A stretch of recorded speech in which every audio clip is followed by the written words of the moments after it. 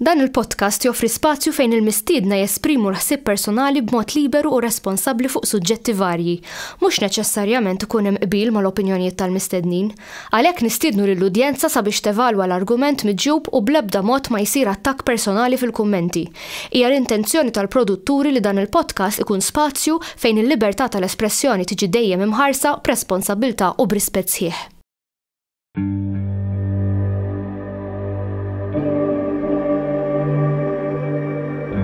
Perhaps we need some outside universal threat to make us recognize this common bound.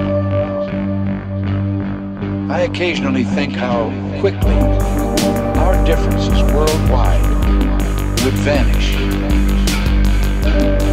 if we were facing an alien threat from outside this world. Grazzi tal-li rġajtu għedin maħna llum. Nibda nsemmi l-sponsors, Trio Motors li s-sibuhom Victory Street għal-Ormi, il-patrickprince.com għal-affarijiet u aċċessorji għal-printers. Nishtiq nirringrazzja l-Xmun Caterers tal-muffins, ġablina 6 muffins. U Floor and Wall Solution tistaw s-sibuhom fuq Facebook, sponsor ġdijt, u tistaw tikkuntattjaw l-Levajlom fuq dik il-page. Mela, il-podcast tal-lum, il-fenomenu, fl-imkien miegħi għandi l-Kit, passoltu, u wieħed mill-akbar bibla għandi l-Ġervi. Jena, il-Kit ilu biex niltaqa' miegħu, ta' ġieli nsegwi Kit anki fuq il-podcast ta' Sajan. Issa llum jiena tridu tikkonvinċuni, li ħad tipprova tikkonvinċuni. Jiena open mind jiena hekk tikkonvinċuni. Niġi konvint. Dal-aħħar bat li Tom Campbell. Jiena nfittex ħafna, jiena ara. U fil-fatt kellimna ftit jiena u Kit qabel. Jien nemmen hemm ħafna affarijiet mhux spjegati. U nemmen ukoll li hemm affarijiet li xi kultant they defy logic. Eżatt. U dik hija xi ħaġa li nħobb jien. Għax jiena meta nitkellmu fuq dawn l-affarijiet, inti titkellem fuq il-fenomenu, min titkellem fuq il-hauntings. Jiena nħobb ħafna surreali pereżempju. Jiena meta nisma' dawn l-affarijiet u d-dinja ma tibqax dak il-globu spjegat. Niġi lura il-moħħ ta' tfuliti ta' ma tkun tifel żgħir meta kollox kien misteru. Allura noxa b'daw l-affarijiet jien u kif dejjem qattilkom jiena niddejjaq min jitnejjek b'min jinteressa f'daw l-affarijiet. That being said, jiena mbagħad b'qalbi kif nixtieq li hemm xi affarijiet li huma out of this world, però moħħi jgħidli mod ieħor. Għal daqsant nistenniekom issa tajdu li naqra affarijiet forsi konvinċuni. Hemm affarijiet li żjien ma nistax nispjega, żgur, jiġifieri 100%. Imma fidejkom, Kate, fenomenu. Ħarajlek, jiena Jeremy, jien xettiku ħafna wkoll fuq ħafna affarijiet. Minix qed ngħidlek illi ma nemminx. Jiena nitkellem iktar milli nemmen, iktar dak illi nara bajnejja u dak illi naħseb. Sewwa. Issa, jien ċert illi il-fiziku dalli aħna nsejħulu physical wear tagħna hemm oltre minn dak illi aħna ngħidulu nuts and bolts, dak illi huwa kollox materjal. Jiġifieri llum anke x-xjenza tgħidlek illum hemm affarijiet illi pereżempju tkellimna fuq quantum entanglement l-aħħar darba, quantum entanglement ma jafux kif jaqbdu jispjegawha, meta inti qed tisplittja atomu jew għajlu li trid photon u inti nofs wieħed jagħmel l-istess ħaġa bħal meta jagħmel in-nofs ieħor at a distance dik li sejħula spooky action at a distance. Allura ngħid jiena daw in-nies kollha li qegħdin jesperjenzaw xi ħaġa, jaraw spirti li mind you kemm il-darba għatta u ħanerġa' nirrepetiha ma nemminx il-bniedem imutu u jidher. Sewwa. Però xi ħaġa hemm, Jeremy, xi ħaġa tista' tkun l-istess fenomenu aħna nħobbu nsejħulu l-fenomenu ħalli aħna nillejbiljawh. Għax ovvjament aħna nkunu rridu nagħtu isem il dak xi ħaġa li qegħdin nesperjenzaw bil-fors. Illi kultant tidher għalik mod u għalija tidher mod ieħor. Fejn tidħol ufoloġija. Ħafna nies jesperjenzaw li jaraw dawn orbs, saucers u dawn ħafna affarijiet. Jien kelli l-esperjenzi tiegħi. Forsi ġieli smajtni nitkellem, jiena kelli esperjenzi anki ta' UFOs. Kelli esperjenza f'2007 kienet l-ewwel darba li ħanajtek kelli esperjenza ċara ta' xi ħaġa stramba u riċenti wara li għamilt il-CE5 mal-grupp tagħna u tal-Kuntatt UFO Malta. CE5 ġifri jkunu grupp u dana jagħmlu meditation u hekk taħdem min satisfani. Jien mhux ħammerik li hawn ħafna nies esperjenzaw inkluż inti li esperjenzaw fenomeni ma tistax tispjega x'anki jien. Ġieli tkellimna u insajan you're so right. Esperjenzi li jistgħu jiġu indikati li kien hemm xi spirti esperjenzajt. Però inti għad ħaġa fil-bidu u tagħmel ħafna sens għad illum pereżempju xjenza ma tistax tispjega l-quantum entanglement. U dak huwa sabiħ ta' xjenza. Ix-xjenza dejjem tiftaħ orizzonti ġodda, ġifieri min jargumenta li x-xjenza tispjega kollox m'għandux idea x'inhi xjenza. Għax-xjenza hija issue ta' replication, inti tibda tagħmel right conditions, tibda tara r-riżultat u dejjem tibni fuq hekk. Ġifieri li kieku inti ħammur straight to home ta' ġifieri jien meta kont tifel. Kenna klassi fil-year 6 jew year 5. Aħna kulħadd kien jgħidilha tal-injoranti. Ġuta tfal immaġina ta' 12 sena, 11 sena ma jafux jikbu jaqraw. U dak iż-żmien kienu klassifikati bħala klassi tal-injoranti. Illum il-ġurnata saħna qed nitkellmu lifetime. Illum il-ġurnata nafu kemm hemm mental conditions li daw it-tfal ħasra ħafna minnhom forsi kienu ADHD, forsi kien hemm minnhom autistic, u waqqas kellna idea tagħhom.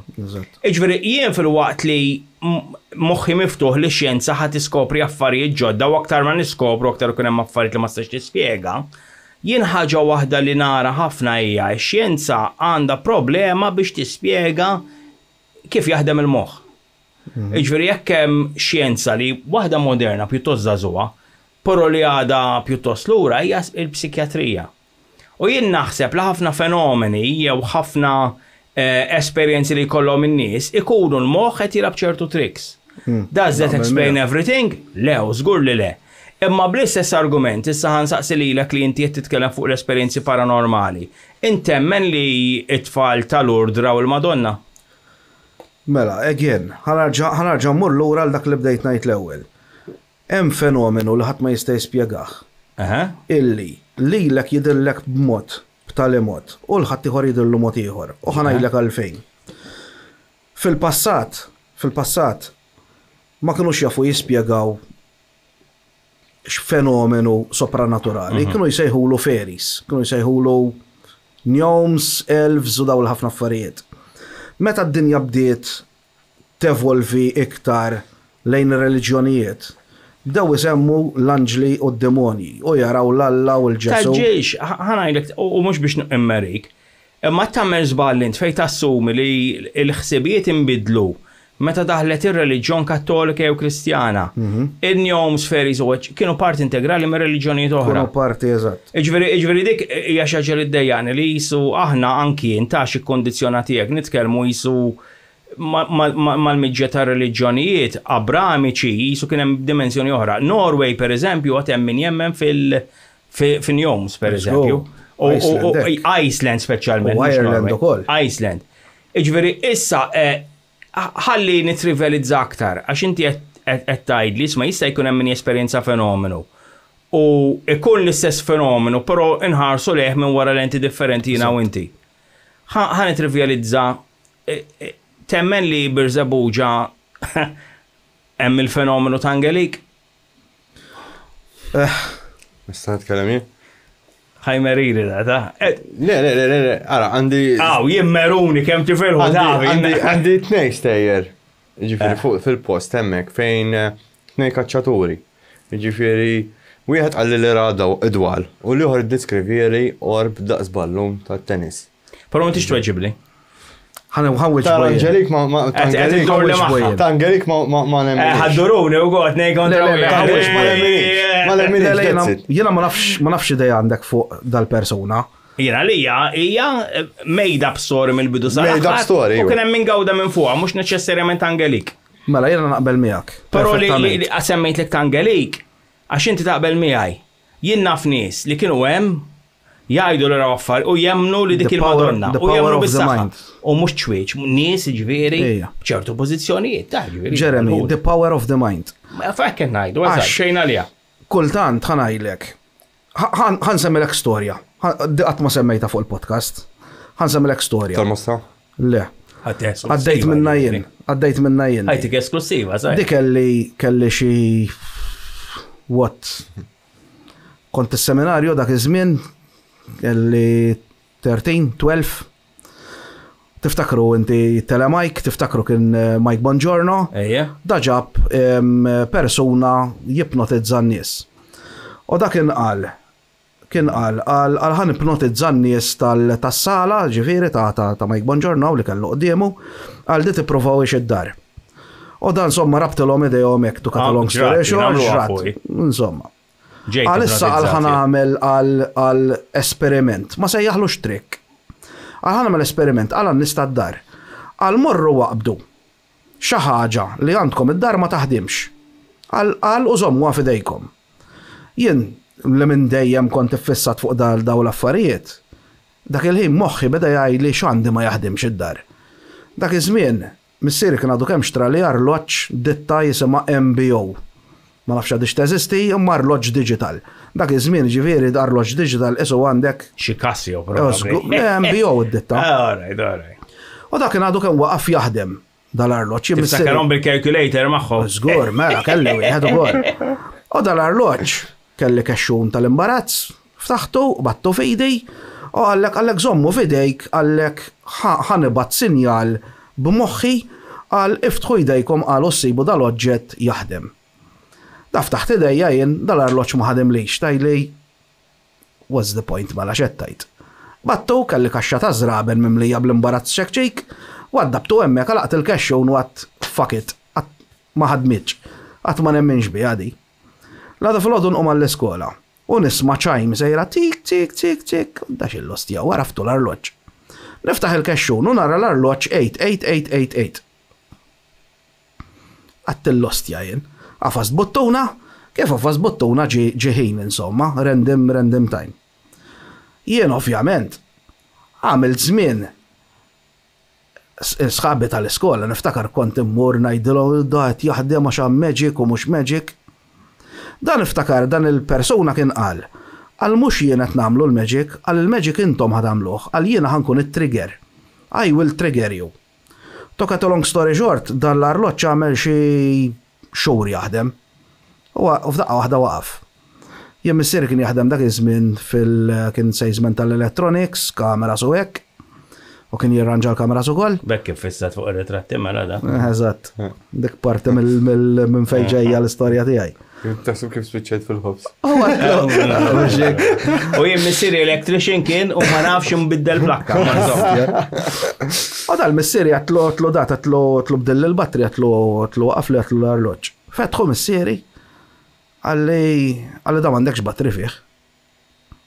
Xura għamel jaħdem minn batteri dar. U x'inhi it-teżi tiegħek? It-teżi tiegħi hija li dil-persuna x'għamel it-triggerja lili to think that Jista' jkun. At the power of the mind, is-suġġessjoni. Qed naqblu 100%. Allura inti saqsejtni jekk nemminx li raw il-Madonna, jiena ngħidlek le, assolutament. Jekk jien ma nemminx b'daw l-affarijiet, ħanibdew minnha. Però ismani, jekk qed naqblu fuq di, mela il-punt li bdejt bih qed naqblu. Jiġifieri hemmhekk telimina a good 80% tan-nies li esperjenzaw ċertu fenomeni. U mbagħad jifdalek 20% l-oħra li ma tispjegahomx. Jiġifieri naħseb qed naqblu li ħafna mill-affarijiet li nsejħu mirakli, fenomeni, magic u hekk huma triks tal-moħħ. Naqblu fuq dik li hemm ċank kbir minnhom. Però ħammur oltre minn dak. Jien naħseb li aħna stess għandna poter li nimmanifestaw l-affarijiet. Timmanifesta into the physical world. Jiena ma nemminx hekk u naħseb li kieku kapaċi nagħmluha it would have been recorded. Jiġifieri jekk jien ara da pereżempju ċaqla oġġett moħħok. Li jien naf fil-Victorian Times kienu jimmaterializzaw l-affarijiet l-spiritualists. L-ektoplasmu. Ouija board. Għaw min, mux manifestation dik li għet ċala għaw min jgħajt l-spiritu għaw min jgħajt il-power tal-moħ. Pero sfortunatament, in control conditions, daw l-affarijiet għat ma jaħdmu. Inti għat semmejt l-ewel li t-replika u tkejjel. ħanajdlek fuq il-Ouija board bis ħanajdlek. Il-Ouija board kienu għamlu esperiment. Għamlu Ouija board, pero għamlu ċell isfel. U kamra taħt glass table, ma ħadmeġ. Ġifiri, jekk l-ispirti għawek ma jkollok bżon li trittarhom inti. Ġifiri, naħseb, u l-ispirti, dik hemm xismu ta' hemm spiegazzjoni għalija. It's not even manifestation ta' li jettajt li ta' manifesta affarijiet materjali, hija li inti qed tikkontrolla l-muskoli tiegħek u għaskun taf. Fim imma li jien pereżempju ngħid isma' jiena b'moħħi ħanċaqla dak il-flixkum minn hawn għalhem. Tista' temmen li tista' ssir, però m'hemm ebda evidenza li qatt saret. Kien jismu dak ta' Uri Geller kien kif qed tajt int, Uri Geller Live TV kien ħitt enormi, ġifri dak kien. U kien jagħmel affarijiet kif qed tajt int mid-dar. Għadu. Imma Frodist, nafu Frodist inqabad. Imma da għamel żmien twil, ma tistax tispjegahom l-affarijiet ta' Uri Geller ta'. Dak kien ġennen dinja. David Copperfield l-istess. Pero David Copperfield dejjem jgħid he's an illusionist, qatt ma prova jitħaq bin-nies. Uri Geller prova jitħaq bin-nies. Mela. Project Stargate? Jew Sidekick kien dak. Ta' meta kien. Le, meta kien hemm dik it-tifla li kienet iċċaqlaq l-affarijiet bit-telekinesis li metet ta' 17 huwa li magħmul il-series Stranger Things mhu. Ejja, mhux hekk hija. Ejja, ma konx naf. Ejja. U kienu għamlu diversi. Stranger Things kbir. Kienu għamlu diversi esperimenti fuq dit tifla ġifieri u kienet iċċaqlaq affarijiet żgħar bħat-tab tal-flixkun, bħal suffarini, karti u affarijiet oħra kienet iċċaqlaqhom imma mietet ta' żgħira. Il-heart rate kienet titla' eżaġerati ġifieri u kien jirnexxilha tagħmel issa. Dal-istudju kienet jikkupjawh minn fuq ir-Russi. Ir-Russi u ċ-Ċeki bdew dal-esperiment. Bdew miżrameġ.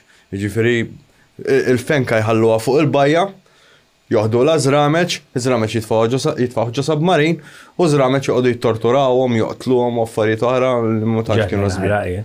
U l-om kienet irreġistra li daw żrameġ qegħdin stress.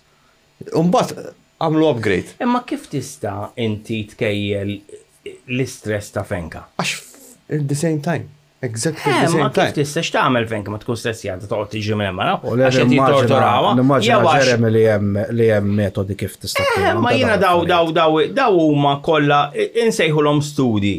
Però tiskanta meta tidħol fihom fid-dettall ikun hemm ħafna dubi. Jien anki l-fatt li tgħidli isma' studju kopjaħ minn fuq ir-Russi, imma irrid ikun hemm xi ħaġa tanġibbli. U għalfejn daqshekk rari. U mhux qed ngħid li m'hemmx affarijiet, pereżempju jien ġieli tqajt ma' tewmin, jgħidu li jħossu l-istess affarijiet. Ħammerjhom. Le, għaġib, mhix tewmi. Imma ma nafx kemm affarijiet sopranaturali. Jien dik biss li mhux qed naqbel. L-istudju evolva. Inti sejħilhom sopranaturali, għax aħna sfortunatament dak li ma nistgħux nifhmu ngħidulu sopranaturali. Il-kelma paranormali, ġifieri beyond normal. Jien naħseb li dak li aħna nsejħu maġija llum hija xi ħaġa naturali li hija intrinsika mill-bniedem. Li l-bniedem kapaċi jagħmel ċertu affarijiet. Sewwa? Illi aħna llum il-ġurnata nsejħula maġija. Li fil-verità taf tkun minn maġija xejn. Jew aħna ntuha isem ta' maġija. Sewwa? Affarijiet li ma tistax tispjegahom dejjem ngħidulhom paranormali aħna. Sewwa? Imma qatt indunajt illi pereżempju anki inti bejnek u bejn it-tfajla tiegħek u jiena bejn u bejn il-mara tiegħi. Jien pereżempju anki jiena u Sajan riċenti kellu accident. Minn filgħodu batt il-mirk għatlu Sajan ġarallu xi ħaġa. Tajlix kif ħassejta li ġarallu xi ħaġa. Fil-għaxija bat li għalli għax hekk u hekk. L-ostja, tlotlu isni indunajt li ġaralek xi ħaġa, għax ikun hemm dik kif ħanaqbad ngħidilek, isu il-consciousness, jiena ħobb insejħela consciousness, illi meta inti tillinkja, isek tibda tirrealizza li ġara xi ħaġa. Pereżempju jien kelli esperjenzi f'ħajti fejn darba minnhom ħassejt nimdejjaq. Kont qiegħed id-dar jiena rari nkun imdejjaq għax jiena bniedem. Ġiet il-mara mix-xogħol kienet dak iż-żmien ilu qed insemmilek, u qalt li xi ħaġa li ġara xi ħaġa ħassejta. Ma kif tispjega l-fatt, pereżempju, naħseb wieħed mill-ikbar links li hemm fin-natura umana hija bejn l-omm u l-ibn, jew l-omm u l-bint. Kif tispjega l-fatt li ġili jintilfu tfal waqqas ikollhom idea? Għax imbagħad Meta niġu għassiju, no, inti jettajt li jem dal-feeling. Imma mbagħad tara kemm u inutli. Għax jien naf meta tinsteraq tarbija ta' Medlin per eżempju. Laqqas idea ġuri m'għandix xi feelings l-om tajt isma' dakinhar u hekk. Allura nibda ngħid li kieku hemm dal-feeling huwa quite useless. Inti jettajt għaliex ma jiġrix dejjem jettajt? Jew fl-aktar moment importanti li għandu jiġri. Bekk mbagħad nibda ngħid li ħafna drabi jista' jkun li kombinazzjoni. Mhux jien għaddejt jien kemm il-darba ta' jiġri jiena meta mitna nnuwi fit-tlieta ta' filgħodu ħlomt li qed ikellimni, tu sir naf li kien miet bejwet dak il-ħin. Jiena l-aktar waħda riċenti meta ddaħħalna l-missier l-isptar. Kont qiegħed fuq is-sodda u jien qatt f'ħajti ma kelli panic attack. U tani panic attack li ma stajtx noħu qatt ma ġrat li f'ħajti. Jien stress easy nikkombattih. Ma stajtx noħu nifs, kien hemm it-tfajla mej panikjajta, ma stajtx noħu nifs, ma nafx ġrali. Ftit wara ċemplu naqlu nisma' missierek għandu l-COVID u żolajnieh. Ġifieri anki jien li qed nargumenta kontra li qed tajt int, nefhem li iwa jiġru daw l-affarijiet. M'iniex konvinta jien. Ara ma taħsibx li jena t-niprofa nikkonvinċik fuq din il-ħaġa. Jena ngħidlek esperjenza tiegħi. I am questioning dak li qed tajt ukoll. Jena ngħidlek esperjenza tiegħi. Hemm mbagħad mill-banda l-oħra hemm tant każi fejn daw il-feelings forsi premonition jew meta jkollna bżonnhom ma jkun. U mbagħad hemm xi oħra li inti qed tajt il-bniedem. We are an evolved ape. Allura gorilla pereżempju jkollha daw l-affarijiet ċimpanżi li hija viċin ħafna tagħna. U naħseb li toħroġ ix-xewqa anki jien għandi li aħna we are different, li aħna għandna spiritu li wara l-mewt hemm il-ħajja. U naħseb daw l-affarijiet isna moħħna jgħidhomna so we feel different because we need to għax aħna. Inti ma temminx li għandna ruħu spiritu ġifieri. Ma nix convint ma nistax ngħidlek li nemmen, I wouldn't rule it out.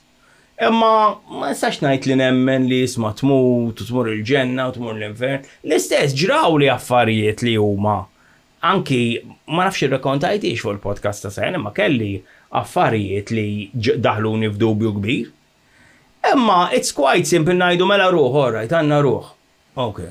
U li imma meta ngħidu ruħ inti qed tagħtiha isem ta' biex ngħidu ruħ. Għax what's the difference between a soul and a spirit?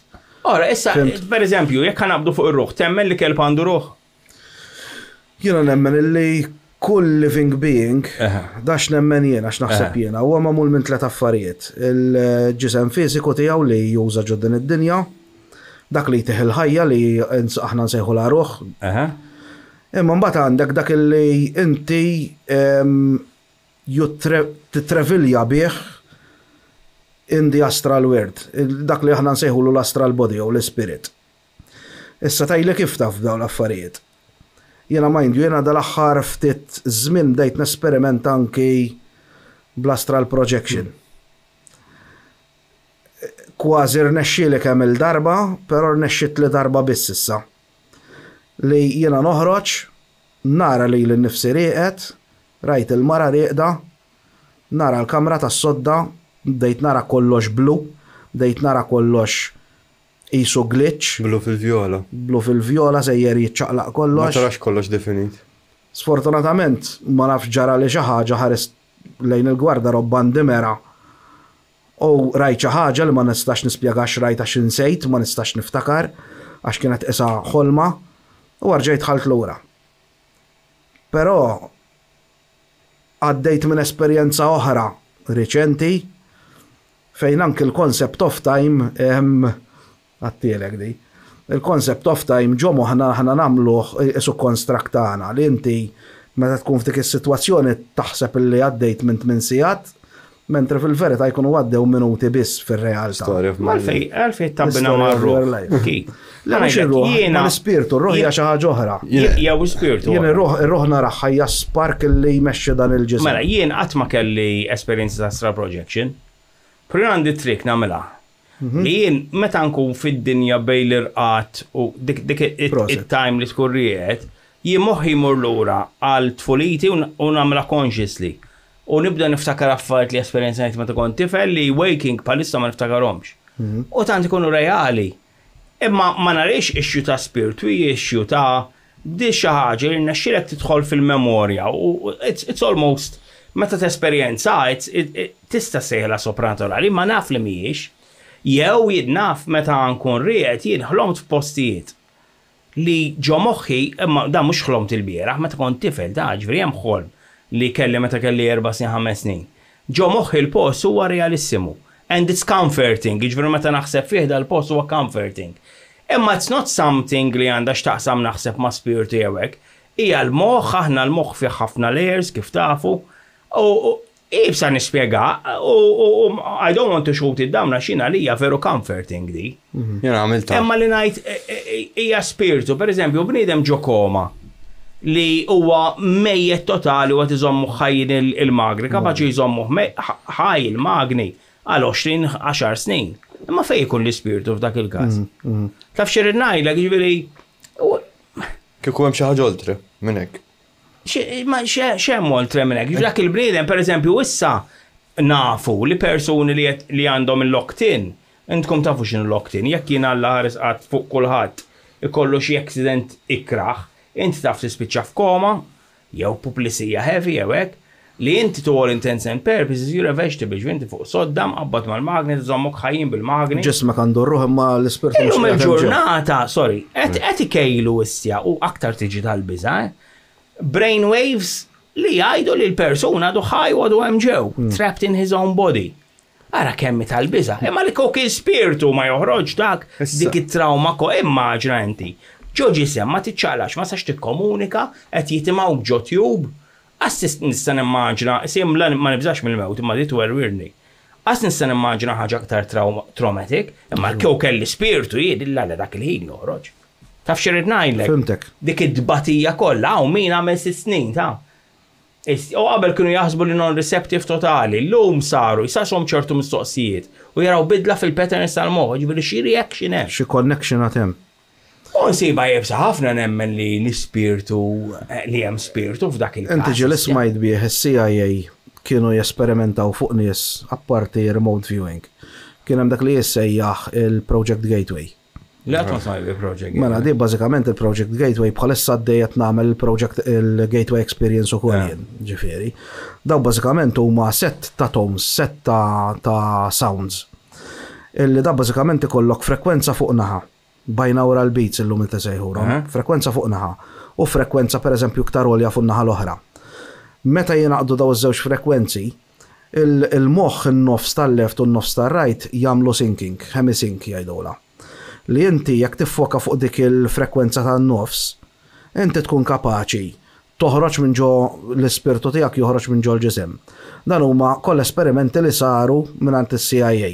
Ġew leaked Project Gateway. Imma meta jgħidu ir-ruħ toħroġ minn ġisem. Mhux ir-ruħ, l-ispirtu. L-ispirtu. Xi provi jkun hemm? Fis-sens, orajt qed jagħmluha qed jeżaminaw lejli qed fi-studio, qed jisemmew li frequency li ngħidulhom isma' l-ispirtu ħareġ minn ġismi. Imma l-ispirtu cannot be captured, ġifier hemmx data li they captured it. Kif tispjega? Jistgħu jiddokumentaw l-esperjenza tiegħek hekk kiva. Mhux il-programm tiegħek. Affarijiet. Jiena għamilta xi 50 darba, provajt 50 darba, u nexxiet li 3 darbiet. U baqatlek, għetlek banana, setlek ejdli. U jinxat li għetlek kemm nixtieq li ġrili. U inti mbagħad baqatli xi ħaġa li nsegwi mid-2018 il-Thomas Campbell. Sawa, issa fuq l-istess suġġett Thomas Campbell jitħaddet u jgħid li jisma' aħna din ngħixu ġo simulation.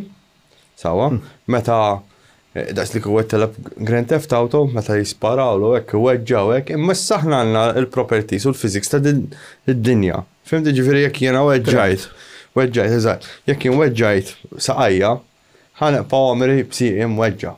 Fimt? Ġifieri min qed jikkontrolla ma jistax jibda l-physics ta' din id-dinja, fimt? Irridu neqpaw b'da l-physics. Ġifieri jekk jien tlift saqajja, taħdem bil-regoli tal-fizika ta' 3D environment. Immaġina kieku ruħ kienet feed. Lilu ma tlu spiritu mhux ruħ. Ma smajtux ta' le ma r-ruħ ovvjament dawn huma kollha teoriji, ir-ruħ hija xi ħaġa li jgħidulek il-ruħ għandha kuntratt ma' ġismek. L-inti r-ruħ qatt ma toħroġ ħlief meta tmut.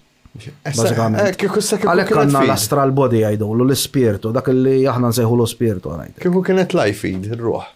U meta, Kienet live feed. Taħseb li l-ruħija konxjanti jew l-ispirtu huwa konxju? Ejja ngħidu wara, dir-realtà. Il-moħ huwa konxju, u dik li mhux naqblu. Eżamna ħanini.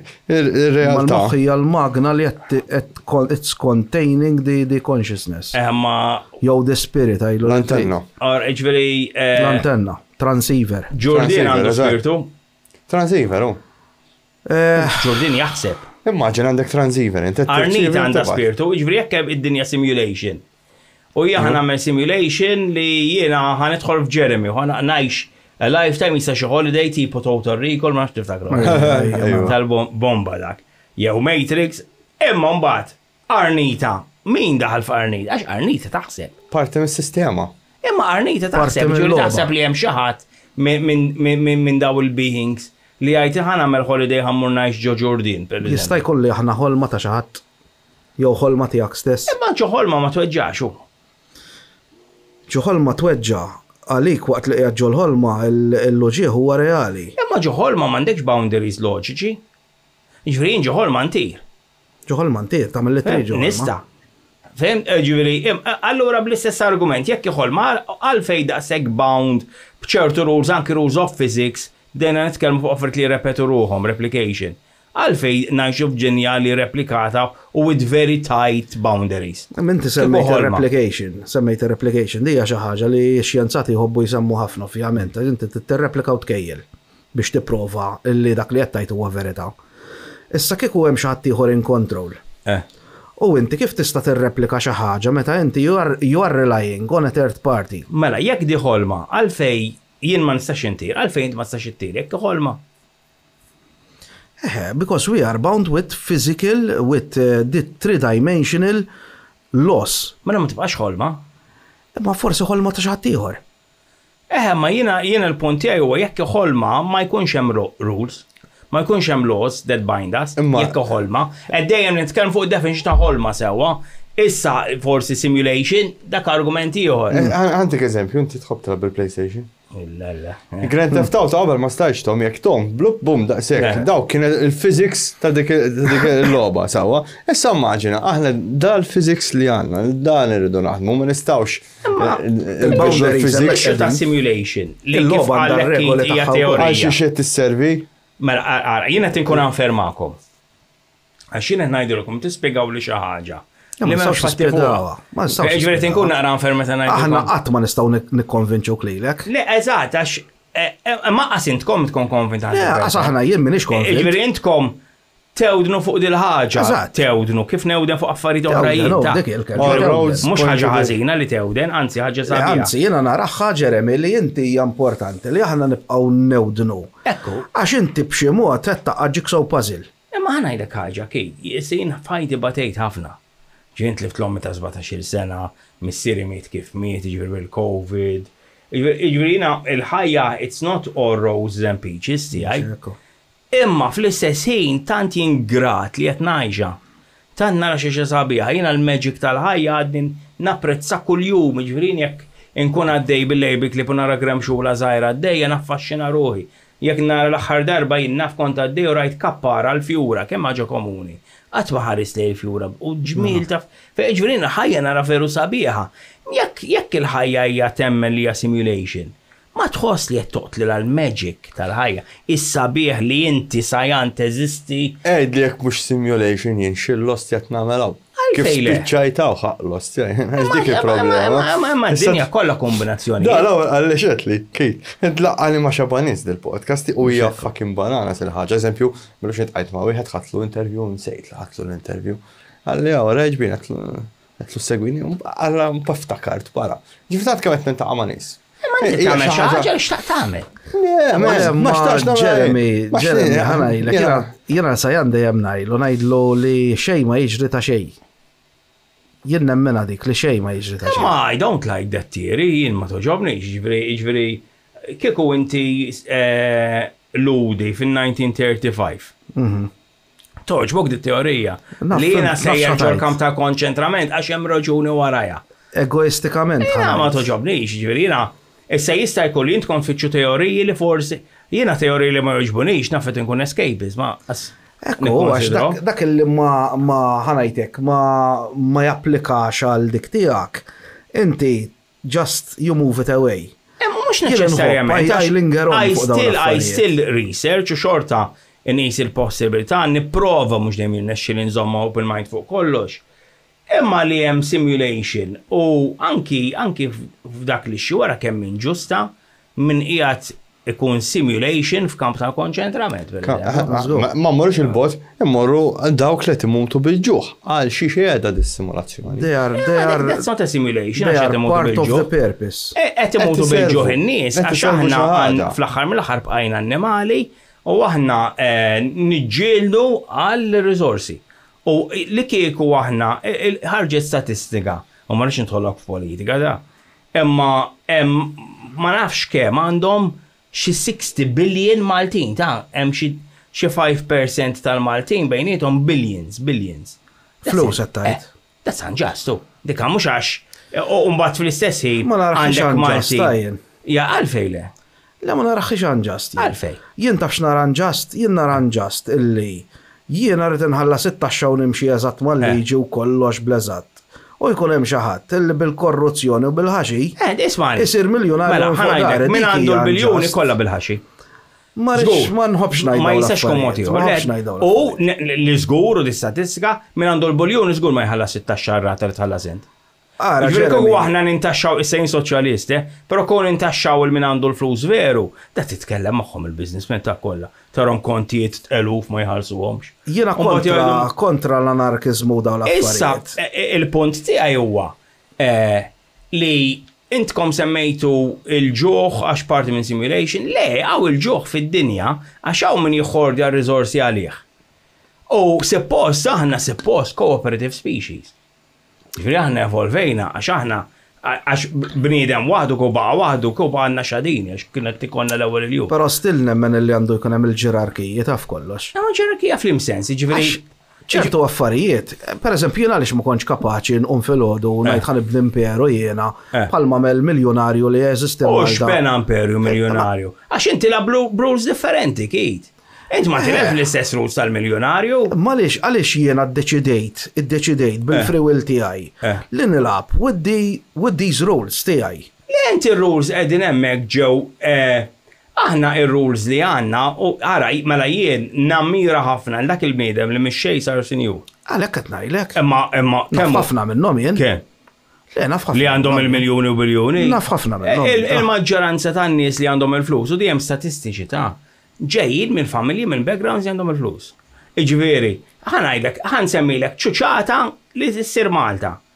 Qabbilli l-background jew ir-riżultati li ġib skola tal-gvern ma' skola privata. M'hemmx paragu, għax kull min imur fl-iskola tal-gvern injorant aktar, no. U bekk ġil-elitizmu, għax għandhom unfair advantage. Iġifieri, jien naf, jaħa qabber iċ-ċansijiet li kelli f'ħajti ma' t-tifel ta' Prince Charles.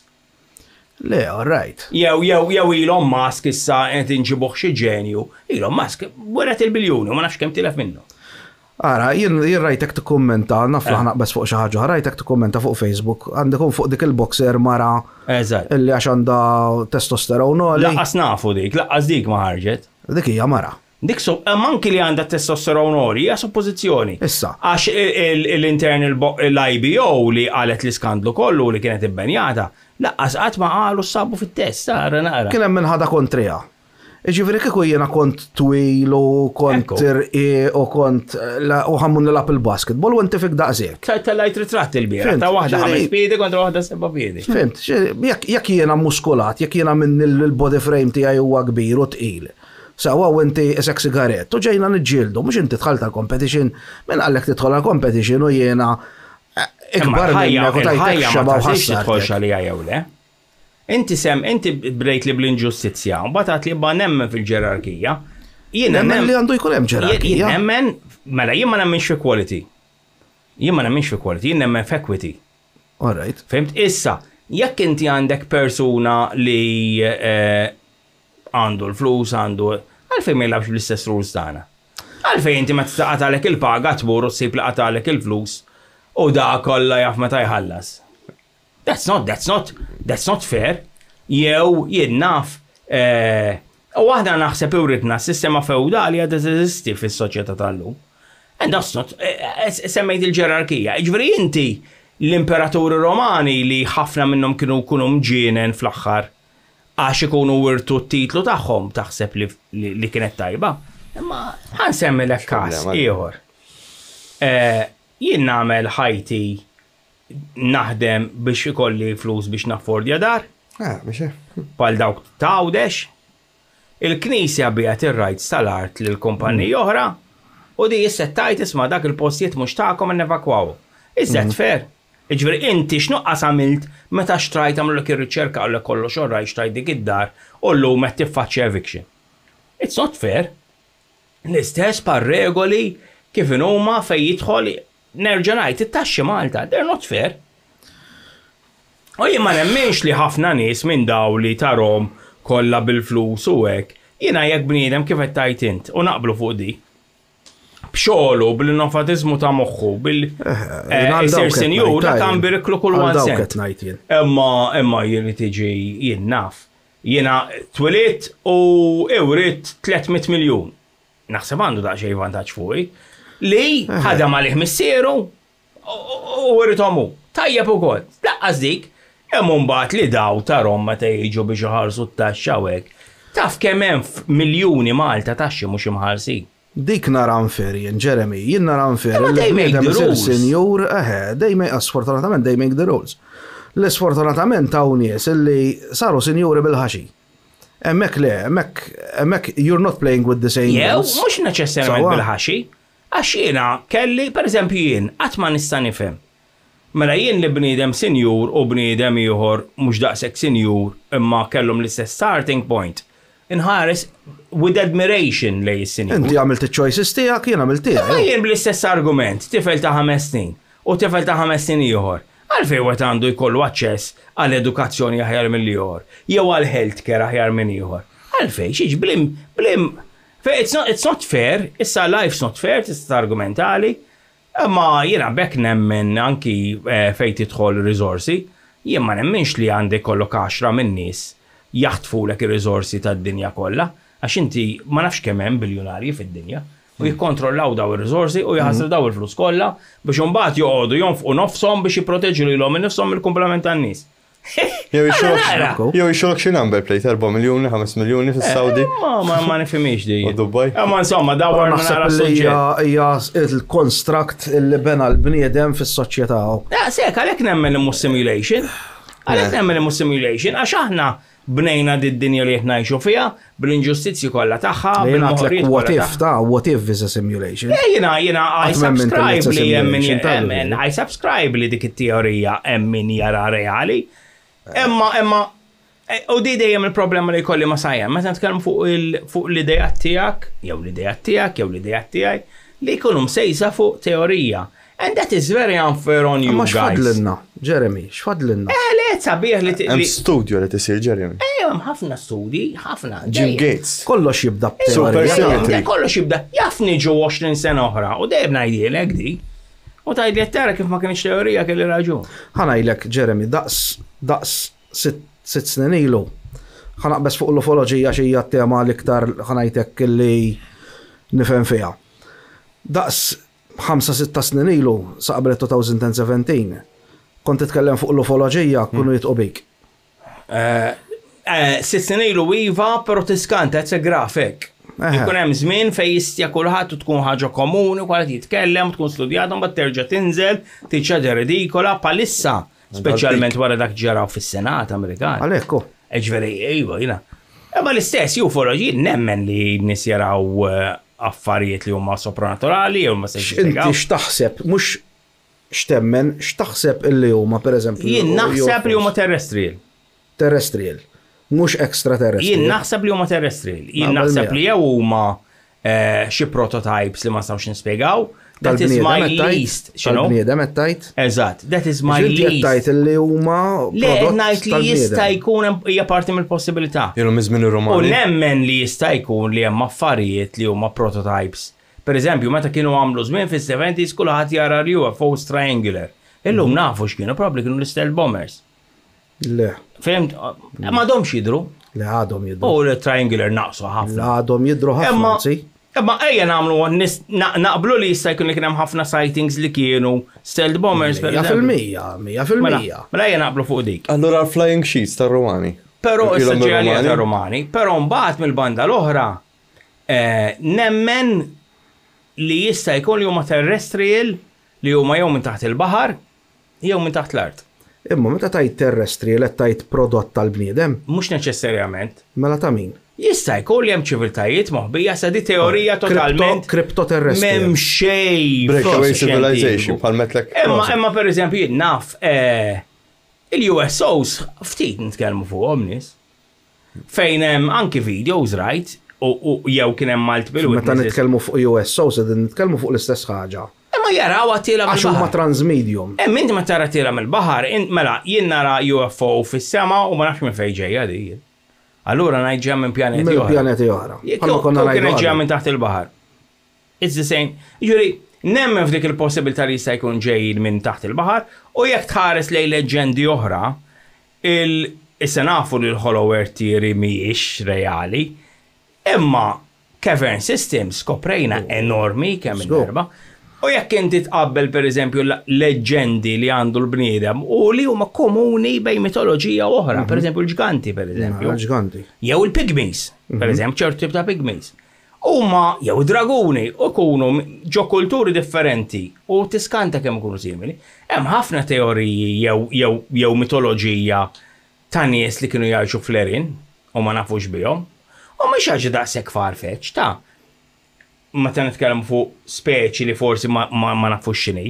Ma pereżempju t-Turkija sabu bliet sħaħ tan-nies ta' human span.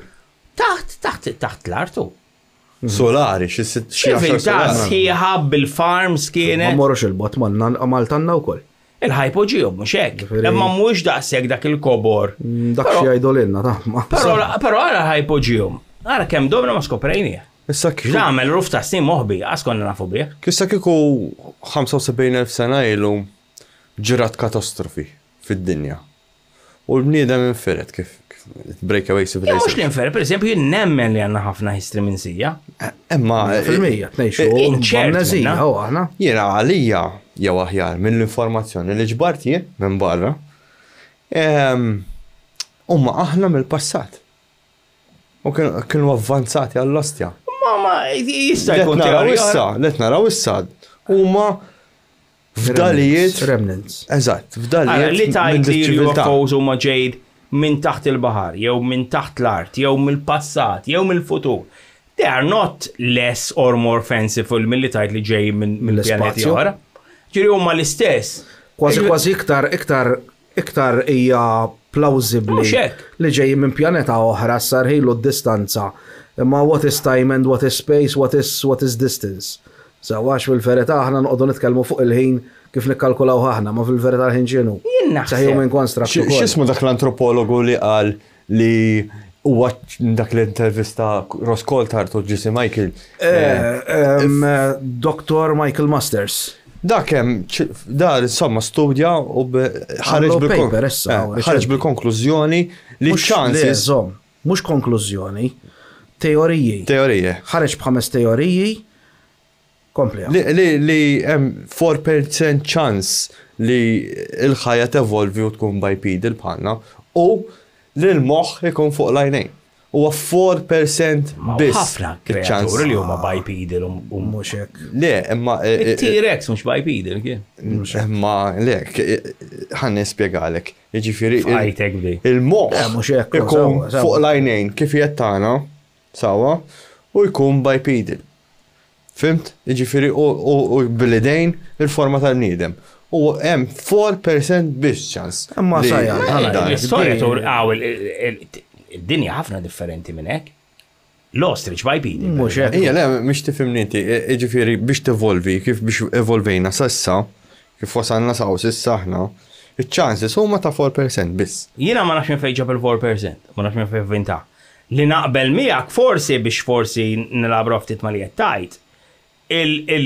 Il-mod kif evolvejna in a split second meta tara evolutionary terms dik hija that is a mystery. Li kien hemm intervent minn xi ħaġa. F'daqqa, ġifieri aħna mela id-dinosawri damu Dik il-missing 600 link. miljun jew aktar f'did-dinja. U qatt ma jew tanaqas ma nafux, ma naħsbux li qatt evolvit speċi intelligenti. Però aħna li kieku jiġi xi ħadd b-spaceship jew time travel ħadħol għat-tema tiegħek u jiġi fid-dinja 15 miljun sena ilu, rafej konna, u jaqbes 15 miljun sena u jarana, issa, it's nothing short of miraculous, meta ngħid miraculous mhux ġifieri xi Alla. Hemm xi ħaġa li aħna veru evolvejna brata maġla. And that is surprising, u anki lil mill-evolution. Mhux evolvejna brata maġla, għamilna step kbira għażmin qasir li. Eżatt, issa jien dik x'ġara eżatt, jiena t-teorija tiegħi jew teorija li aħna għandna missing gaps anki fil-history tagħna. Diki. U naħseb li minn daw il-missing gaps baqa' biss mitoloġiji u leġendi. Imma il-mitoloġiji u l-leġendi ġejjin minn xi ħaġa. Għax meta tibda tara wkoll mitoloġiji u leġendi li ġejjin madwar id-dinja kollha li huma simili b'ismijiet differenti. Hemmhekk iva. Għax anke l-allat ismijiet differenti, anke pereżempju l-Great Flood issiba kważi f'kull reliġjon. Il-Great Flood. Fil-fatt dik qabel il-Kristjaneżmu, qabel anki il-Ġudaizmu. Tissemma ħafna l-reġjonijiet Ġifieri hemm common theme illi qisu l-bniedem ġie xi ħadd. Issa meta ngħid xi ħadd interpretaħħa kif trid inti. Ġie xi ħadd u poġġa żerriegħa u l-inna tagħna. Jiena mhux ngħid ġi xi ħadd, jista' jkun li kien hemm xi ħadd hawnhekk qabel normali. Ngħidlek min jaf u xi kultant newden naqra fuq għadi. Min jaf x'kien hemm tal-erf fil-Mużew tal-Alexandria meta ħaraqa Alexander the Great, il-Babylonian Temple, pereżempju aħna għandna l-Epics of Gilgamesh. Hija xi ħaġa li fija affarijiet itsemmiet ta' ġifieri. Sabu evidenza li ġara xi ħaġa. Li kien hemm flood nafu żgur. Li kien hemm Great Flood. Dik kważi ċerta, ma kienx mad-dinja kollha. Kienet mhux waħda kienet f'reġjun. Imma li hemm xi ħaġa anki lost skills. Jiġifieri llum bit-teknoloġija kollha li għandna. Probabbli maħniex kapaċi, imma ngħidu kapaċi. M'għandniex ir-riżorsi biex nimlu l-piramidi. Mhux il-piramidi biss dak il-ħajt li hemm il-Peru kif qiegħed mibni. Insu magħtuh bil-laser. Waħda mill-affarijiet li tinteressani jien apparti da kollu ġifieri, meta ma nafx qatt smajtu bihom parts o parts. Le, jiena għalhekk ma pjaċini ġewt nitgħallem xi ħaġa ġdida. Out of period objects. Ġifieri daw bażikament inti issib martell fejn il-handle tiegħu li magħmul mill-injam qed jiġi carbonized, ġifieri kemm għaddew snin. U sabuħ ġo faħma li għanda miljoni ta' snin. Skont David ġabuħ Londra. Biex sabuħ Londra. Peress li kien hemm xi plates iċċaqalqu allura dan li hemm stramp u mbagħad għax tkellimna jiena u David fuq. Kif tispjega allura s-siprota ta' Kerettun? Dik ġo majn. Dik iwa dik stramba. Ma hemm xi ħaġa iktar stramba. Dik isa plakka. Dik isa plakka taf li dik tal-plakka ta' Serbja, dik is-Serbja sabuħ. Serbja dik. Dik vera, il-carbon dating taħħa jmur xi 300 sena. Kif irnexxielhom ipitru ġol piramidi? Mingħajr daw? Kif irnexxielhom? Kif irnexxielhom idaħlu dawk li jgħidulhom sarkofagi, dawk tal-granit. Ma nafx kemm huma kbar u kemm huma tqal.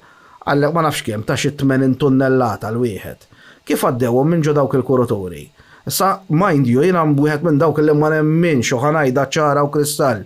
Illi l-aljen bnew il-piramidi ta' jiena kollu bullshit ta' pero kien hemm teknoloġija. U ħanajda ħansemmilek eżempju Kit li dik kulħadd jaqbel magħha. Di mhux teorija. Ir-Rumani kienu jużaw il-konkrit. Fid-Dark Ages, insejna kif nagħmluh. Jew ġol Ingilterra, sa this is history, not theory. Ġol Ingilterra meta ħarren ju Alfred the Great, dak li ħassar xeba Vikings. Ġol Ingilterra kollha 8 jew 6 min-nies kienu baqgħu jafu jikbu. Ostja. Kollha patrijiet kienu, għax għamel Alexander the Great impjegahom mal-kord jikbu l-manuskritti u hekk. Ejju qabel Alfred anki history is not really recorded għal dak iż-żmien bekk ngħidulhom id-Dark Ages. Aħna nemmnu. Ġifieri aħna kieku mietu dak is-sitta f'daqqa. Ġol Ingilterra dak iż-żmien tibda mill-bidu. Ħadd ma jaf jikteb u jaqra. Le, tarġa' tibda mill-bidu. Mhux neċessarjament għax jisir xi ħadd minn barra. Xin tinsiex il-Vatikan xorta kien hemm. Imma ġanki kull Ingilterra iżolajta dak iż-żmien u tajt kull kuntatt ma' pajjiżi oħra. Letteralment l-erf tal-kidba jaf jintilef u mhux jiet neċessarjament jibda mill-bidu għax jaf ma jerġax jiġi kif kien. Jew jaf ma jħossux in-neċessità li jikdbu, jaf jevolvu.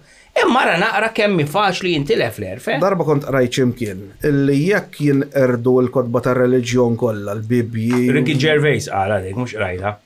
Żgur. Fej jgħidlek li kieku aħna nerġgħu nikdbu, kieku jinqerdu l-kodba kollha u tikteb il-kodba tas-science biżmien jerġgħu jiġu eżatt l-istess. Kodba tar-reliġjon le. Dik Ricky Gervais kien qala. Issa ma nafx rajt x'imkien. Naħseb raħħa x'imkien ta' xi naqrajta kont. Imma veru. U hemmhekk imbagħad tidħol ir-reliġjon. Il-bniedem huwa programmat jien. Imma tant hemm nies differenti u tant hemm teoriji differenti u tant hemm filosofiji differenti li ma nemmenx li hemm programm, nemmen li hemm ċertu affarijiet li huma instinctive u li l-bniedem kollu jkollu komuni bil-fors. Imma ma nemmenx li aħna diet ngħixu xaġa programmata li m'għandniex kontroll tad-destin ta' m'għandekx kontroll komplut ta' jew assolut tad-destin. Jien ma nemmenx fid-destin. Jiena dejjem ngħid li l-bniedem għandu choices. L-inti tqum fil-ħodu u tażel li tmur il-belt flok ta' sliema. Sek mort il-belt għad iltaqa' ma' l-affarijiet tal-belt.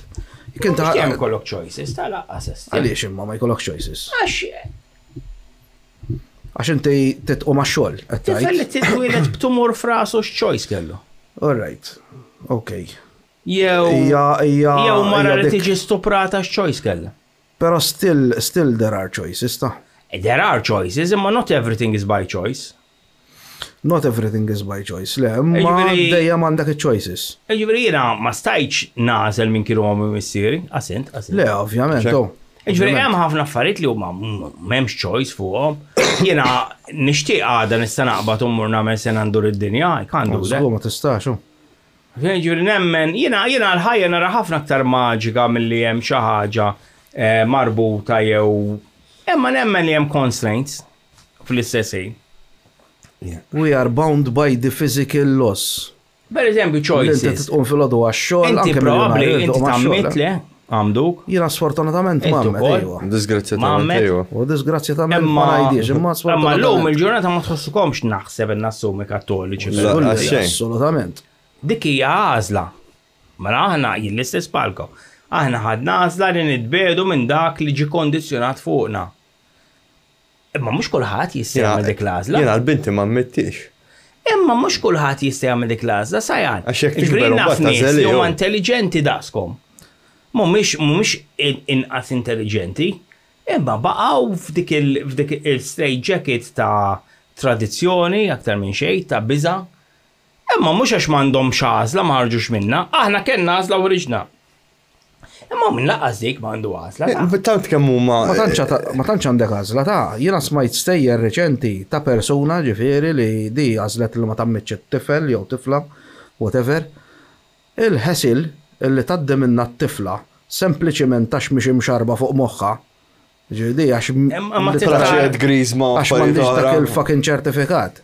Le, mux għal-griż ma' bħaċet, imma naħseb innandu minn ħesil, mela jien dik kienet trauma. Is-soċjetà taddija minn ħesil. Ma naħsibx li s-soċjetà Għammi stess, ma' mettix ta' ma' mettix. Imma mela ħanni ara. Jien meta kont iżgħar u kon naħseb li xi darba forsi nixtieq tfal sakemm indunajt li ma nixtieqx assolutament tfal qatt. Imma dik għażla pereżempju. Għażla. Kon naħseb ngħid kieku jkolli tfal nammidhom. And it wasn't easy, għax najt daw ħajbatu għabba l-valuri tal-missieru għek. Imma l-lum il-ġurnata naħseb il-problema ta' minn ikollu tfalu jibatu għax ma jamduhomx, hija xaħna pjuttost naqra bipolar. Poplu bipolar, fis-sens. Jiena ma rix nammet it-tfal, għax għateju. Pero mbagħad irid nibgħat it-tifel della sal.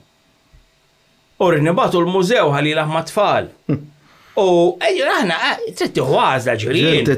Inti trid f'kelma waħda, iżda qed tilab il-logħba tiegħek, imma mbagħad fl-istess ħin ma tixtoq tar-regoli ta' dak waħda mid-deċiżjoni li kienet antipatiċi meta hija kellu tifla żgħira u offrilli nkun parrino. Xtaqt inkun parrino matlu lew. Għatlu lenti. Mhux hekk, imma ħafna min-nies li jgħidu smorina. Parrino pereżempju.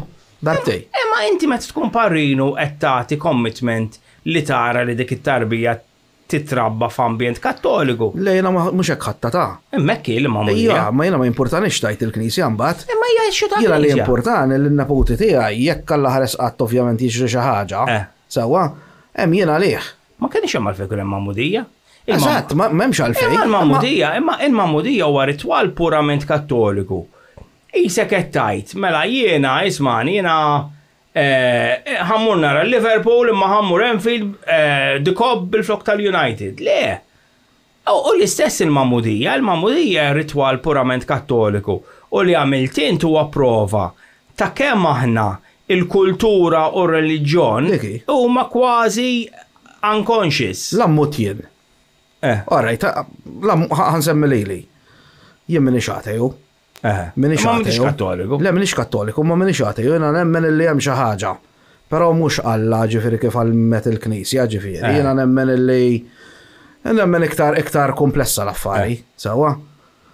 Jien nemmen li jiena stess Alla u inti stess Alla tiegħek. Palem bezzina dak kien. Sewwa, jien hekk nemmen. Nemmen li jien għandi ċertu poteri li tipo m'hemmx bżonn xi ħaġa esterna, fimt kollox jiġi minni. L-ammut jiena ħajsir li funeral. Mela. Bil-ritwal kattoliku. Mela. Ħanispjega, mela.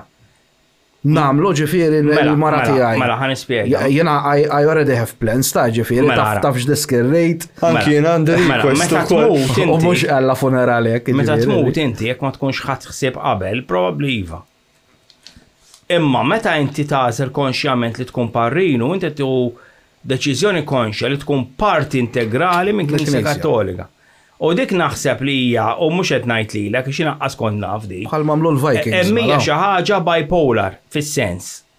Issa nifhmek minn fejn ġej il-bipolar, all right. Jiġifieri hija xi ħaġa fejn jiena ma rridx ikollix naqsam mal-Knisja.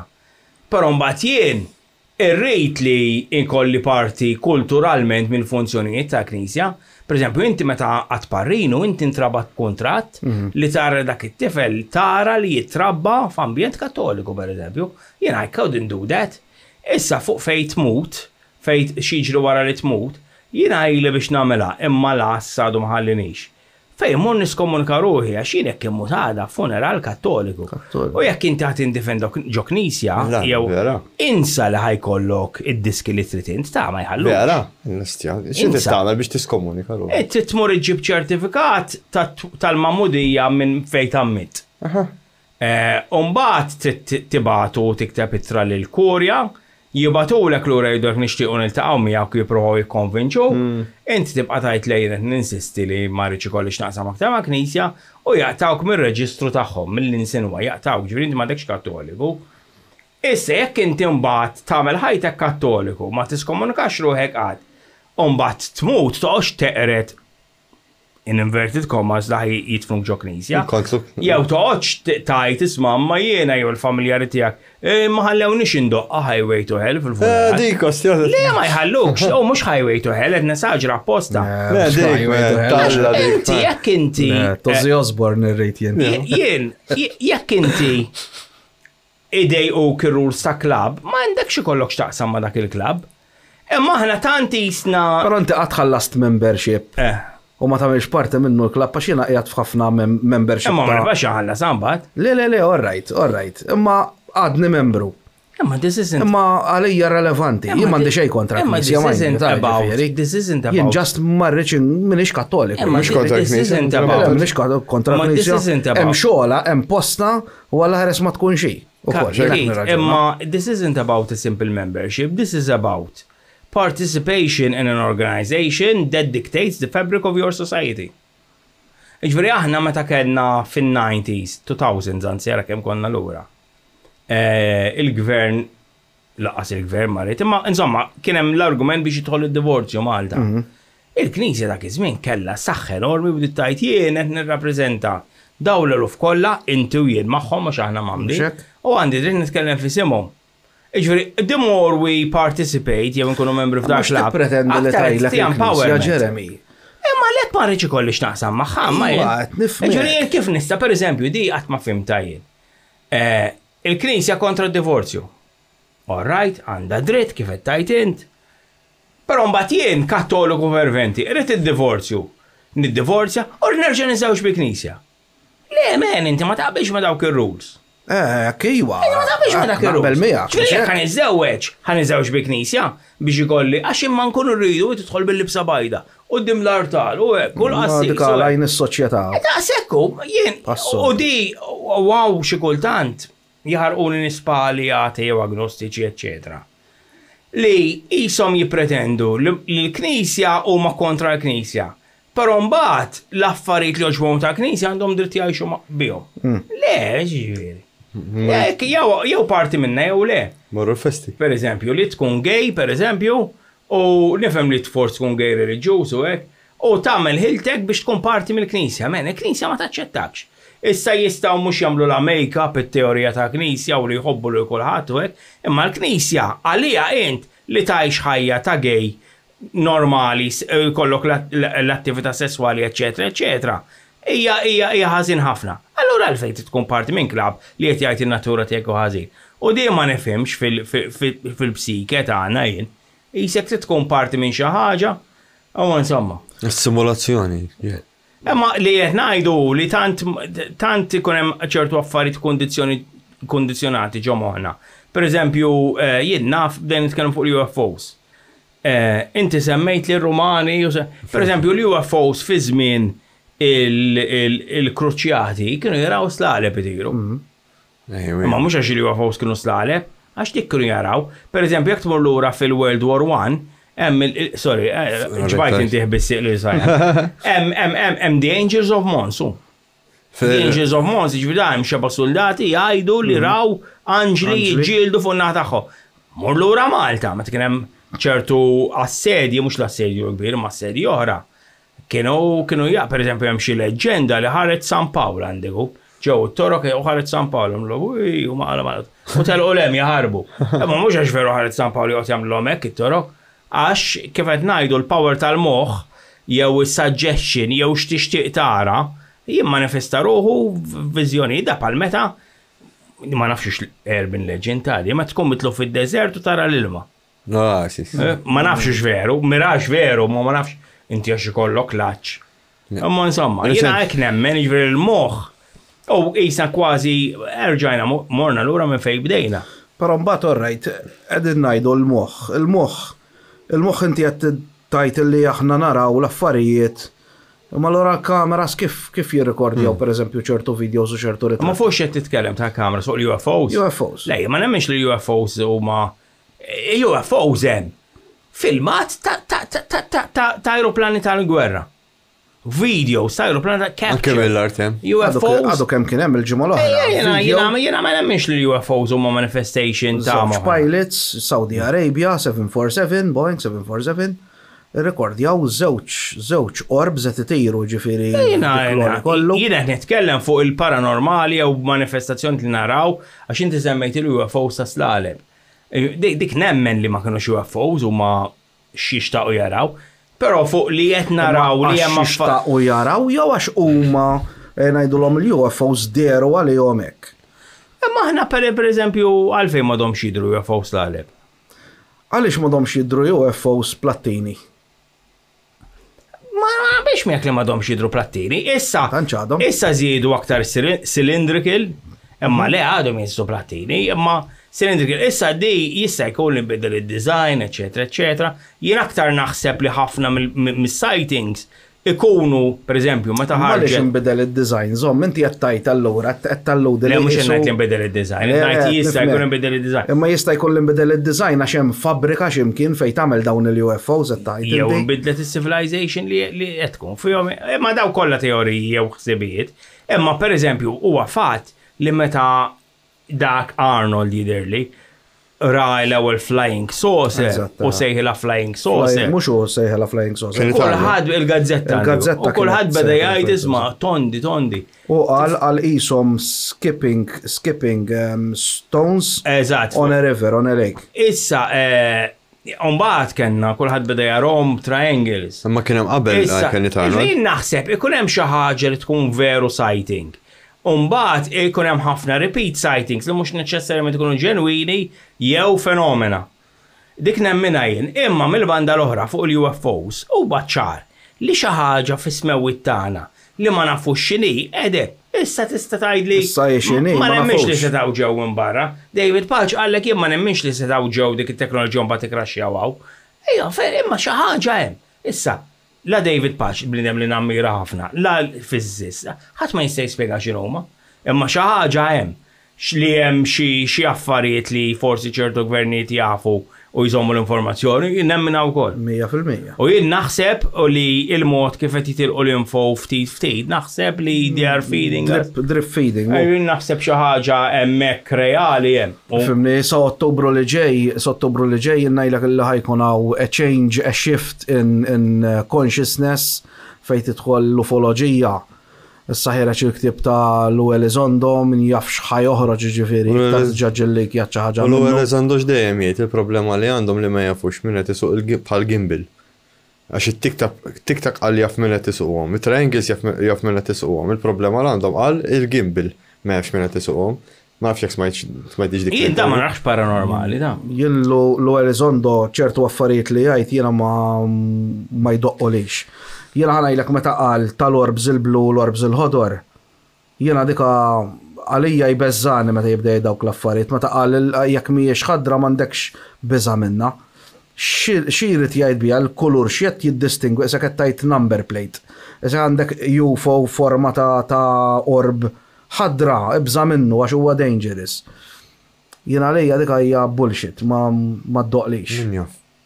Jina li jakol minn joħroġ ċertu teoriji sufatt huwa bullshit. Diki, li Mbagħad meta tinduna li minn da teorija tiqalaw ħafna flus. Eżatt, bħalma jgħidu l-Galactic Federation of Light. Biex ikun hemm xi ħaġa nibda nemmen hija meta jibdew jitkellmu ċertu nies, pereżempju dawk li il-pirates li xedu fis-Senat. Ryan Graves. Ma naħsibx li qalaw xi miljuni u qas issemmaw aktar, jiġifieri dik veru stramba kif intnesiet. Kif intnesew u jien ngerger naqra fuq il-ġurnalizmu Malti. Nesit fl-ma sens, ma fimtex. Ma diċ jisa ma qabdiċ ġveri għanna nitkellmu fuq il-flying saucers rajna fil-1947. Pero di ma għajmitx il-laqa l-istenna. Għajmetta? Ma kem damet? Le, Jeremy, ħanajlek, il-gimbal. Il-problema hija li ċertu nies mhumiex qed jiffollowjaw kif niffollowjaw aħna. U għalfej mhux qed jiffollowjaw, għalfej għandu il-UFOologists jibqgħu jiffollowjaw. This is something which affects the general population. Iġveri jien ċert li jekk għada jien naf ta' kaxxa l-arinċ il-melliħa kulħadd kienet jitkellem fuqha għan trivializza. Imma di ma qabditx il-diskursati li stennejt la daqba. Stigma? Mhux Malta biss ta' Ma planet Malta għada secluded. Le mhux Malta biss, ħanajdlek.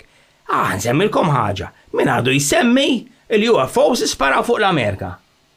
Isparaw fuq l-Amerika? U l-ewwel qalu weather balloon. L-weather balloon. Ma hemm ċertezza li weather balloon. Għasir nexxilhom jirrekaverjaw ir-rekit. Tal-Alaska stran biss hemm. Tal-Kanada meta qalu li waqgħu. Inti qed tgħid. L-ewwel qalu li l-rawħ jaqgħu jinkiser u mbagħad qalu waqa' flake. Ma m'għadhomx jitkellmu fuq nies ma mitxa dak iż-żmien għamlet tliet jiem paniku. Kulħadd u bdew jgħidu weather balloons imma m'hemmx prova. Hemm waħda probabli waħda kienet. Jeremy, xaba kavera. Ma li rrid ngħidlek hu jintnesew mill-ewwel m'għandniex. Smajt ir-rapport tal-KBG li kien ħareġ minn Russja. Li mhuwieħed. Fuq il-UFOs. KGB mhux l-aktar. Daw kienu joħorġu l-ajruplani jiġru warajhom daw u wara xi tliet darbiet li waqgħulhom l-ajruplani ħarġet ordnis ma' daw. Tinterrektjawx magħhom għax. Ġuri inti għattajt li UFOs waqqaw l-aeroplani ta' Russi? Most definitely. Ma nafx bija jien nibat l-link. Issa nibat l-link. U paċenzja. Isma, di li ħafna nies jgħidu li dawn huma ħutna minn pjaneti oħra minn dal-bullshit. U li jgħodu jgħidu li dawn huma dawn l-UFOs kollha benevolenti, jiena dika oħra li ma ddoqlix. Ma jiena mbagħad. Ma ninsewx li hemm każijiet bħal ta' Colaris ġol Brażil.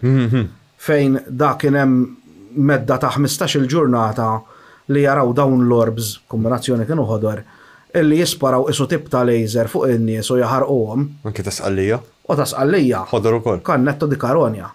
Sa' helikopter waqqa per eżempju. L-istess argument jekk mhux benevolenti. U dan l-istess x'ħsibijiet. X'aġenda għandhom qed tgħid? Da kif iridu, jien niftakar is-series Visitor. Għadna niġildulhom bis-center. In-realtà daw biex ikollhom dit teknoloġija tant avvanzata kol ġej minn pjaneti oħra. u nibdew fuq l-ewwel teżi. Daw jieħdu over id-dinja f'5 sigħat. Ek, palma dejjem najlu. Allora x'inhu l-iskop tagħhom? 10 minuti. Fimt, ġifieri jew ħansemmi eżempju żgħar l-electronic warfare li jużaw illum il-ġurnata biex jitfu radars u hekk. Jien timmaġinaħ 60 sena ilu. Kif kien ikisser kull mem. Ġifieri daf 60 sena aħna t-teknoloġija tal-lum titfil l-armati kollha tad-dinja sa maġin daw 1000 sena aktar evoluti minna. Għala xettu wkoll, ġifieri daw qed jiġu kapaċi irduna, però mbagħad ma jagħmlu xejn, però mbagħad il-Brażil jgħodu jisparaw xi radars fuq nies. Ma nifhimix li issa mbagħad jekk ikunu ġej minn ċiviltà oħra li tkun terrestri kif dejn nitkellmu, ma nifhimx l-iskop li daw ikunu daqshekk viżibbli għax daw jekk iridu jkunu invisibbli. Ma nifhimx li daw joqogħdu jidnaf, joqogħdu jibbażjaw lill-ajruplani. Jidru daqqa ma jidrux. Fim? Għax nemmen li kieku għandhom dit-teknoloġija u qegħdin fid-dinja għandhom għarfien sew ta' xi jiġri fuqna. Forsi pat-teorija ta' ġagbale.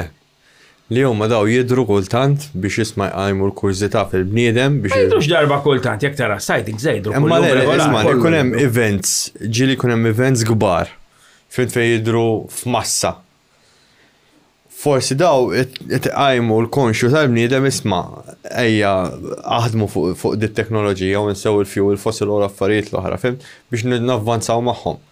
Issa kieku jagħmlu f'minuta għamluha. Għamluha eżatt. Jien dik li dejjem ngħidlu. Forsi biex ma dak xu inti meta taqbad u tagħti l-ansers tal-eżamijiet il xi ħadd. Xi tgħallem da xejn. Ma allura hekk huma tippruvaw jagħmlu test biex jimprovjaw nalfej qogħdu jisparaw ir-raġġi ħodor il-Brażil. Ara x'edin il-fenomenu bħalma dejjem ngħid. Bħalma dejjem ngħid jien il-fenomenu huwa kollu sinister. Ħafna nies daw l-ebda ktis li jqogħdu jgħidulhom għax iċċippjaw u għandhom implants u ħafna minn da. Xużu għandu dan l-implant? To track you. Ma tal-implant jkun biċċa ħadit normali ta' xejn. Zink. Le, zon. Ejġi ikun hemm tal-implant. X'qatt kien hemm implant li kienet xi ħaġa teknoloġika avvanzata. Le, kien hemm implants li meta taraħ taħt il-mikroskop, anke l-implant innifsu ikun isu ħaj. L-oġġett ikun ħaj. Le, dawn huma dokumenti. Mela napprezza għax jista' jkun m'għandix tibgħat lil-link. U ħanniġi darba oħra Amerik fuq. Ma hekk titgħallem.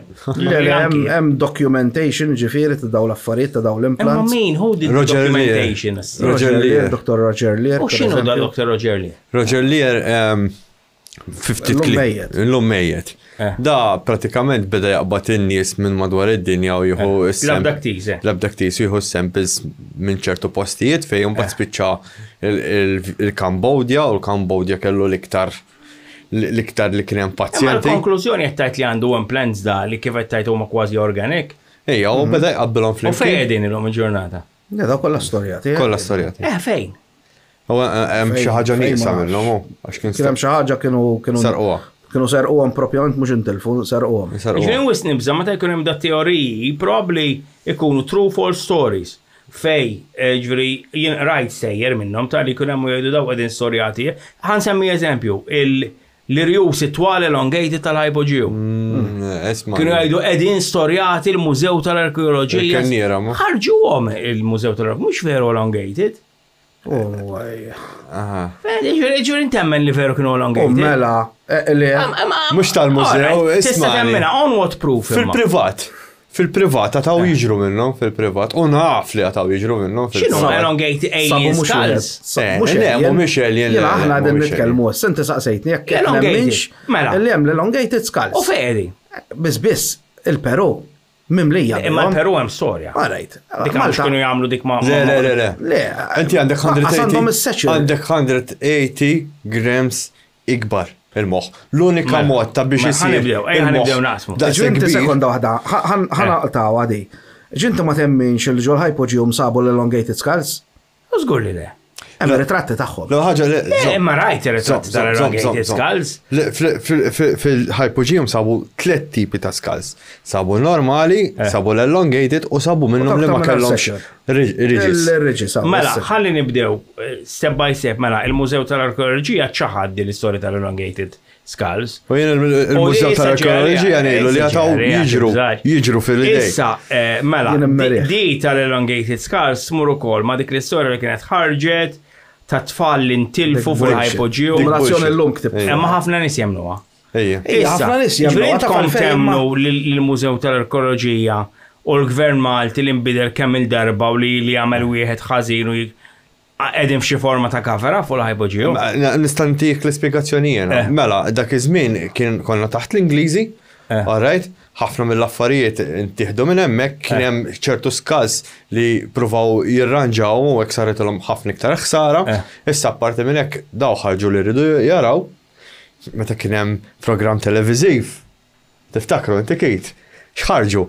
Elongated skull. Allora issa tiġħad. Issa il-mużew ngħidlu li għamel 10 snin miftuħ għal kulħadd il-hypogeum u ħafna skals jiġru fl-idejn, apparti l-skals li sabu fit-tempju tal-Kalkara. Ħana ġenstaqsi, li Gvern Malti qiegħed f'cover-up biex jagħti xem fil-hypogeum, meta aħna poplu li għaliex il-Gvern Malti u mhux xi ħadd ieħor imma. Aħna hemm il-proprjetà qiegħda għand il-Mużew tal-Arkeoloġija. Meta aħna il-Maltin jekk jitfa' 1 cent f'5 metri ħara nozzu għalih. U għandna xi ħaġa li ġġib tagħmilna famużi fid-dinja u tagħmilna miljonarji u nattu għatajtid. Kemm hawn postijiet. Permettu ċ-ċiniżiżmu tiegħi. Ħanejlek kemm hawn postijiet li jkunu qed isiru skavi fihom u jinbnew djar u affarijiet oħra. U jintradam kollox. ħafna regolari. Ma allura da x'ħajwaqqafhom milli jaħbu daw l-affarijiet. U għalfejn jardmu kollox. Jardmu kollox għax il-flus. Sekk dik li ngħidlek. Jiġifieri li kieku aħna hawn xi ħadd mill-gvern jgħid isma' aħna Malta hawn l-elongated skulls. Ara, skull. Lalla x'ikun hawn. Jekk tidħol fuq l-internet. Kif nisoluh il-dak ta' xaru kbira l-Grek tal-alien. Jekk tidħol fuq l-internet, skull, elongated skull mill-Peru jiswa 35,000. All right? Issa jien smajt li tal-Kalkara instabu 5. Mhux wieħed imma 5. L-elongated skull sattajt. Ġo tempju. Fej Kalkara. Fej Bigi kien hemm tempju. Ejja. Mela. Jiġifieri kien hemm mhux tempju ta' botu xi burial.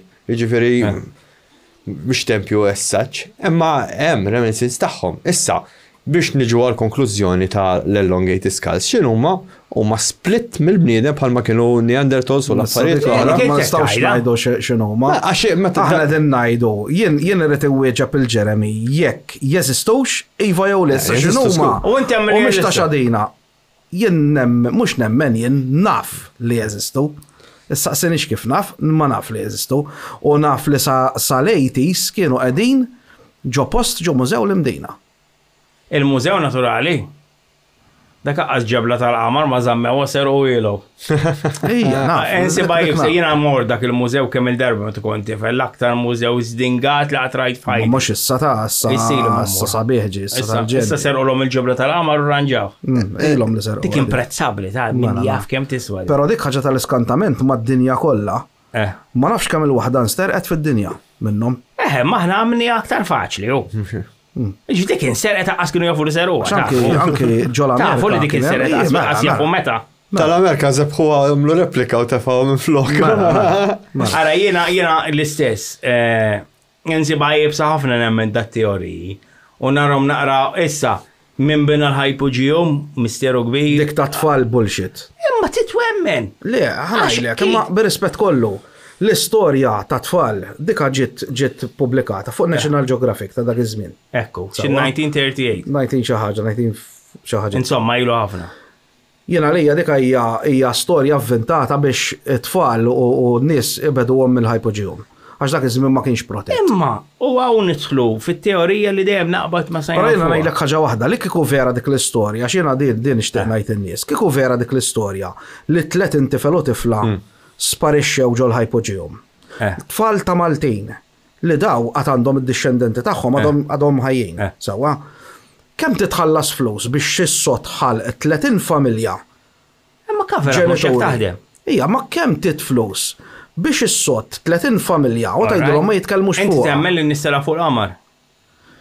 Ejwa, nemmen li tela fuq l-qamar. Taf kemm hawn min ma jemminx. Issa, jekk koxa tissaqsini jekk nemminx li dawk il-filmati u r-ritratti li rajna u mhix vera ngħidlek le ma nemminx. Mela bl-istess Jiena argument fotografer u. Mela bl-istess argument tiegħek. Taf kemm titħallas nies biex tagħmel cover up hekk? Ejja, għaliex le. L-Amerikani taħseb li ma jagħmluhomx dawn Allura affarijiet. mhux anke l-Maltin setgħu jagħmluhom fi żmien l-Ingliżi meta l-Maltin kienu mejtin bil-ġu. Imminti taħseb li kieku. Issa ħanibdew minn hawnhekk. Inti temmen li dawk it-tfal sparixxew jew? Assolutament le. Ma temminx, all right. Mela qed taqbel miegħi li ma 100%. li ma Li ma naqbilx miegħek huwa kif tiddeċiedi li mistorja falsa u li mi verità. Mela ħanibdew minn hawnhekk. Kieku hawn monument f'kull kantoniera ta' triq ta' dawk it-tlet tifel u tifla li sparixxew. Fejjed il-monument ta' dak il-200 tifel u tifla li mietu fil-karnival? 200 jew 160. L-ostja jew. Imma miktuba l-istorja. Kont taf biha int? Ma dokumentata, le ma nafx biha. Kont naf Ma biha. dokumentata. Sekku l-istorja. l-argument, ija mela. Dokumentata. Dokumentata. Di miktuba fuq biċċa magazzin. National Geographic, ġifieri. Emminti issa ċiftet l-għara l-goalpost, fil-sens. Li jintet tajdli kikwa monument għal dat fall, mit U sparixxew. lejn għatlek. U jien qed ngħidlek, Malta għaw ġara incident kbir. Mietu il-fuq 150 ma nafx Kemm eżatt jgħidu? metek. Niċċekjaw. Smajta xi darbtejn. Fil-karnival ta' Malta. Ma nafx. Għastaf bija, dik id-differenza. Qed tara, per eżempju, fejn hu l-monument għal dawk il-Maltin Ma jekk kollha. imur insaqsi, xi ħadd ħajajli. Jekk Ma jiena issaqsi ma 10 nistax- minn nies, Ejja, ma ħammur insaqsi n-nies jien. jekk issaqsi 10 minn nies ikunu jafu wieħed jaf biha. Imma jekk ħammur insaqsi n-nies jien, Eh. ta' tlet intifel li jebuġu l-ħajpoġihom. Jassja ma nsibx b'nidew wieħed jiġi għajli wa dak tal-kuġin tiegħi ta' nannu ta' tsiju ta' As rapport ma ssib. 1930s sintilef il-memorja ta' Astemmen, per eżempju, u ma kull 10 sin li ta' Allora inti qed titfa' dubju issa jekk hux Lej, ma jew le. nemmix li ġratin, ċert li ma ġraġ veru. Anke jien. Jien li mux naqbel miegħek huwa il-loġika li qed tuża biex tajt isma' żgur ma ġraġ. Għax jien naqblu 100%, imma jien ħafna mill-affarijiet li jiena ma nemminx fihom, issib nies li jabnu ċerti u bil-provi. Jiena naf nis li merewni fuq għadi li vera jebu daw it-tfal. Anke li. U ċalenġi għajtu għatlu ġib li l-profi. Għan semmilek eżempju. Tal-il-magazzin, tal-National xi Geographic, għatlu għandi bħalu. Jien taf xinħobb Għandi nuża l-sken, eżempju. ġifieri. Il-flat earth theory. Li dik laqqas sa tkun teorija aktar redikola. Imma jien rajt argumenti ma' nies li jemnu fiha u konvinti 100% u jaħsbu li science edha magħhom u hawnhekk nitlu u bekk nitlu naqra fid-dubju teoriji x'inhu verità. Għax int min int biex tajt il-flat earth theory qed jemnu ċuċata. Jew jien min jien biex ngħidlek li tal-elongated skulls hija ċuċata. No, l-elongated Le, skulls. tal-elongated skulls, Marx, b'rispett kollu marx ngħidlek li għattaj ċuċata. Semmi eżempju oħra. Pero, Semmi eżempju oħra. naf li jeżistu l-elongated skulls, Ora. nistabu l-elongated skulls għaw Ora, issa, jien it-teżi tiegħi jew it-twemmin tiegħi rid noqgħod fuq xi ħadd inti li nirrispettak però tgħidli isma' jien naf żgur. It's not enough. Taf xi rid ngħidlek. Hemm ritratti Wara Issa. l-podcast nitkellmu. Imma sa anke fuq id-dir ta' Wara podcast ritratti. nitkellmu. Jiġri aħna ngħidu l-ritratti huma definite proof issa. Le, Inti bħala fotografu. dawn huma dawn documented dawn. Imma insa l-elongated scars. Qed tifhem il-punt, qed tifhmu l-punt li qed ngħidilkom li ħafna drabi one man's truth is another man's fantasy. Dejjem 100%. U dik li qed nipprova nispjega anke fuq fejn bdejna nitkellmu inti bdejt issemmi ta' simulation, eċetera, eċetera. Ma simulation hemm it-teorija ta' Jim Gates. Teorija. Hija teorija, ma sa Supersymmetry. Zamna, imma da qed isibu ones u zeros bits fir-realtà men.